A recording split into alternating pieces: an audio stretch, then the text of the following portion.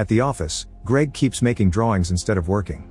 He has an image in his head of a beautiful place and a pretty woman, and they both feel very real. Greg's interrupted by a call from his daughter Emily, who first asks how he's dealing with his shoulder injury. After Greg confirms he's been taking his medication, Emily asks him to come to dinner to celebrate her graduation. However, Greg's relationship with his ex-wife isn't good and he's afraid he'll ruin the dinner. Instead, he offers to take Emily and her brother out the next day. Afterward, Greg calls the pharmacy to refill his prescription, but they tell him he's already exhausted all his refills. After taking his last medicine, Greg leaves for a meeting with his boss and doesn't see his wallet glitching on his desk. The boss Bjorn scolds Greg for spending all his time drawing and fires him. At first, Greg is in shock and doesn't know how to react, but when Bjorn touches his shoulder, he snaps and pushes him.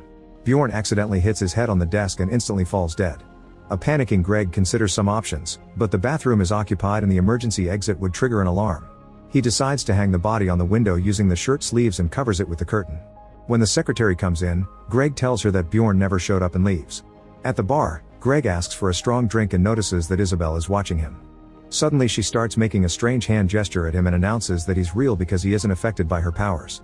Greg is confused by this, so Isabel waves her arm to make some objects fall from the waiter's tray.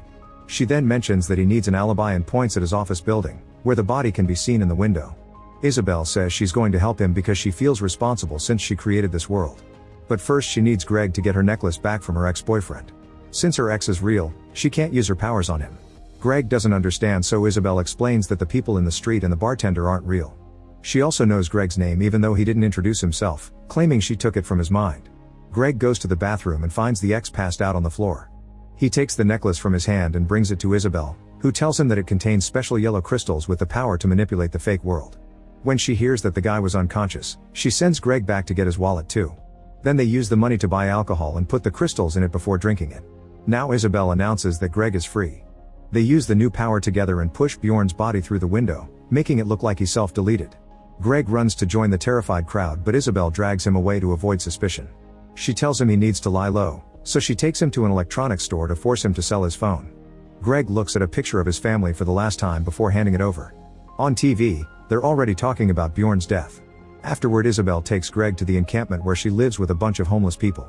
However, she says she isn't homeless, she just wants to live off the grid. Since she has electricity and water and he doesn't have many options, Greg agrees to hide there for a while.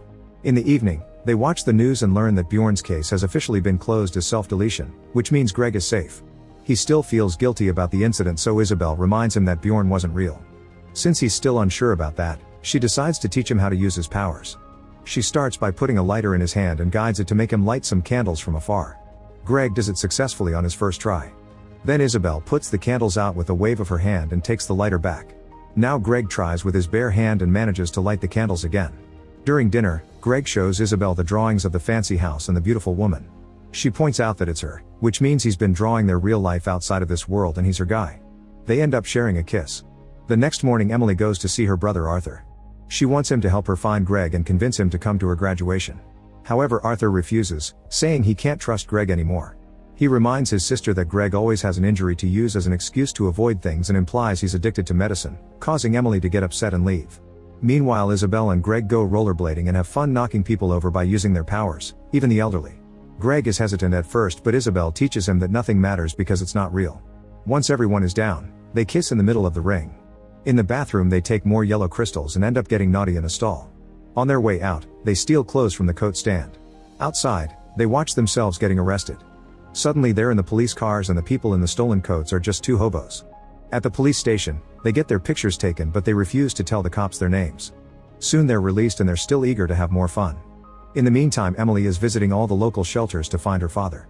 Moments later, Isabel asks Greg to wait for her at the restaurant. Then she goes to the corner where he steals a client from the local working ladies. Greg wants to order while he waits, but he doesn't have enough money to pay and Isabel is leaving in the client's car. At one of the tables, Arthur is hanging out with friends. He notices his father's terrible situation, but he doesn't approach him.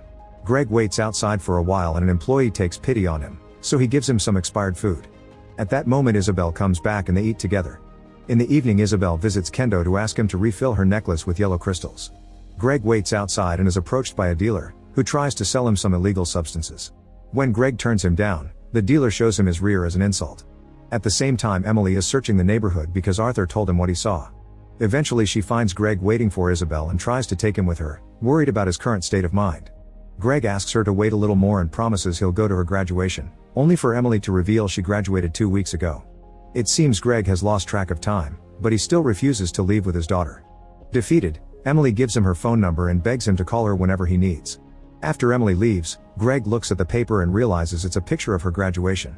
Then Isabel comes back with more crystals and asks Greg to ignore Emily because she isn't real. As they walk away, another dealer begins following them in his van, threatening to shoot them for being in his neighborhood. Greg consumes too many crystals and uses his power to crush the van, only to then throw up. The next morning Greg wakes up in Isabel's place. Since she isn't around, he picks up his things and leaves. On his way out, a hobo throws a beer can at him, and Greg starts drinking this early. He finds a pay phone and tries calling Emily, but he only gets her voicemail. When he goes back to the encampment, Isabel freaks out because he left and claims she left a note. She also says that all the crystals were stolen. Isabel notices Emily's picture in Greg's pocket and cries because she thinks Greg is choosing a fake person over her. Greg swears he didn't see his daughter and an argument ensues. As she freaks out again, Isabel reminds Greg that he's being seduced by a simulation and admits it feels like she's losing him. When Greg mentions they should stop hanging out, Isabel slaps him and claims that they're soulmates. Greg snaps, pointing out that he's seen no proof of her story. Desperate to make him stay, Isabel opens a safe and takes out some blue crystals that she got from Kendo. Supposedly the blue crystals can kick them out of the simulation, although it's all theoretical. They need to take 10 each and Isabel has less than that, but she thinks they can take the chance. Using a special device, Greg consumes the blue crystals and suddenly wakes up in a new place. Inside a mysterious room, Greg finds himself wearing fancy clothes and connected to a big machine that contains a bunch of brains. There are other people connected to the machine, including Isabel, who is also waking up and looking perfectly healthy. A worried technician checks on them while calling them doctors, so Isabel assures him they're fine and they ejected the brain box on purpose. The technician helps Greg disconnect from the machine and gives him some Gatorade for rehydration. Noticing Greg's confusion, Isabel explains that in the simulation, only the volunteers connected to the machine are real. All the other people they saw were FGP or fake generated person. Then the technician confirms that he was able to save their reincarnations in the cloud. When Greg looks at the computer, he notices that Emily is in the FGP category. Isabel brings Greg out of the research facility and he discovers this is a utopic world full of advanced technology. Some people send out holograms instead of their real bodies and Greg worries when another scientist shows to be wary of Isabel's research, but she swears it's fine. The couple goes for a walk to admire the beauty of this world and Greg wonders why he doesn't remember any of this. Isabel assures him that memory loss is natural after being connected for a while and his memories will come back soon. She points at a certain house saying it's their home and Greg realizes this is the landscape he's been drawing all along. While the couple spends a wonderful day together in this world, Emily desperately searches for her father in the other world to no avail. In the evening, Isabel worries because Greg's memory isn't back yet. She thinks it's her fault because she forced him to leave the simulation without the appropriate dosage. When she mentions that his memory may not come back, Greg says he doesn't care because he loves experiencing this place for the first time. He asks if it was always like this, so Isabel shares that this world used to be worse than the simulation because pollution killed people on the streets and poverty sank to a new level. 3 things helped make it better: synthetic biology, automation, and asteroid mining. Isabel then brings a machine called the Thought Visualizer, saying that he invented it. Anything you mention, the machine makes it appear on the screen instantly. With the illustrations from the visualizer, Isabel shares the story of this world. Synthetic biology fixed all the environmental problems, and the owner of the asteroid mining company made so much money that he gave lots of it away. Every person gets a base of $500,000 a year while the robots do all the chores. People started to have time to spend on all their passions, however they got used to it too soon and their lives became dull. This is why Isabel invented the brain box. By letting people experience the bad, they learn to appreciate the good. Greg thinks it works because he's having a mind-blowing experience in this world. Isabel reminds him they need to go back to the lab, but he convinces her to give him one more day to enjoy himself. The next day the couple goes sailing before attending a party, where they have lots of philosophical conversations with other scientists. In the evening, a doctor waits until Greg is alone to tell him that there are rumors of problems with Isabel's research. Greg assures him it's fine, but the man asks him to keep an eye on things because this could affect Isabel's reputation. After the guy leaves, Isabel comes to ask Greg what they talked about. Greg tries to pretend it was nothing, but Isabel snaps, accusing him of treating her like an idiot. She thinks nobody believes in her and they're all laughing at her behind her back. To calm her down, Greg swears he does believe in her. The couple then leaves the party, unaware that an Emily hologram is looking at them. The technician warns her not to go near Greg because he's unpredictable. That night, Greg dreams of the simulation. The next morning Isabel tells him that she wants to prove her experiment works and for that she needs more data, so they should get back in the box. Greg doesn't want to go back and tells her to publish what she has, which is already enough. She only agrees to do it after he says yes to being interviewed during the presentation. That night in a packed theater, Isabel presents her experiment with the name Bliss. She explains true bliss can only be achieved by understanding the contrast with the opposite state of mind. Greg is called to the stage and Isabel asks him a few questions. After he tells the crowd how great he feels, Isabel plays a video of his answers before entering the simulation, showing him to be bitter and frustrated. When she asks him if he's lacking anyone in his life now, Greg hesitates before seeing a hologram of Emily among the public. However, he still answers no. Isabel concludes her research by saying that a once frustrated man is now full of wonder. At the after-party, all the scientists approach Isabel to compliment her research. Greg keeps seeing Emily's hologram around and decides to follow it, noticing that the ugly streets of the simulation appear around her while she walks. He asks her if she's really there and she says yes before reminding him of his name and his children, claiming his head is not on straight. She's been to her tents and brought back the necklace with the yellow crystals. Emily shares an anecdote from her childhood and Greg is happy to realize that he remembers it. His daughter asks him to choose between the two worlds. A few men argue as they try to get to Isabel and they get aggressive, causing a guy to fall on a glass table. Then a bunch of protesters enter the building, causing total chaos.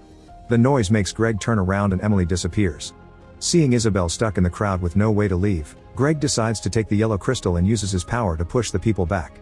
Afterward, the couple rushes out of the building only to discover more chaos and riots outside with lots of people getting violent. The holograms are showing the poverty from the simulation, so Isabel concludes that taking fewer blue crystals has caused them to come to the real world with the simulation still in their brains. They can only fix it by taking the right amount of blue crystals, but they don't exist in the real world. Their only choice is to connect again. The couple makes it to the lab, where power is failing and the technician warns them it may be dangerous. Isabel ignores him and connects herself and Greg to the machine. Soon they wake up in the encampment, where it's raining heavily. They go to the bar to look for Kendo and when the bartender tries to kick them out, Isabel uses her power to kill him. Then she approaches a group at the table and grabs a man's hair while demanding to know where Kendo is. Another guy takes out a knife, so Greg rushes to calm everyone down. While Isabel keeps on interrogating the group, Greg is shocked to see Bjorn outside. He runs to him and demands to know what really happened, so Bjorn gives him some change and calls security. Isabel has to drag Greg away and reminds him that Bjorn isn't real, he just was rebooted. Afterward, Isabel buys pepper spray from the working ladies and manages to get a client. When she enters the car, she uses the spray on his face and Greg uses the chance to drag the guy out. The man tries to defend himself but Greg brings him down with a punch. After stealing the man's wallet, the couple leaves in the car and finds a gun in the glove box.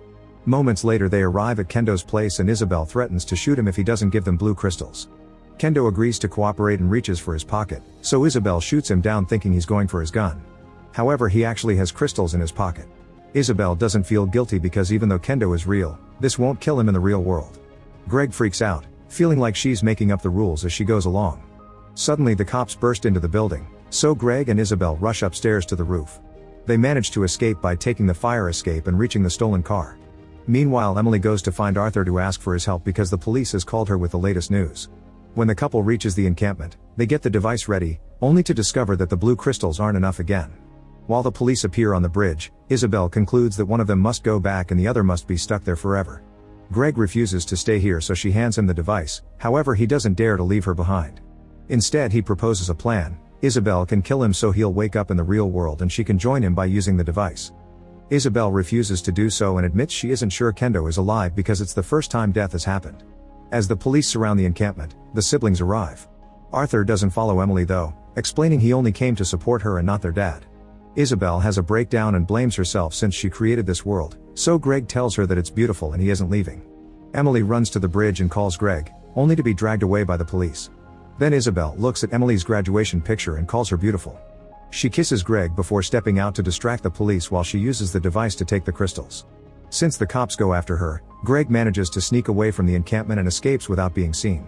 He cries as he crosses downtown, finally coming to terms with what happened. Moments later, Greg is sitting with a support group and admits he has an addiction. It turns out all the simulation stuff was a hallucination caused by the illegal substances that Isabel and Greg took. They've been nothing but violent hobos all along. Eventually, Greg is clean enough to meet Isabel again.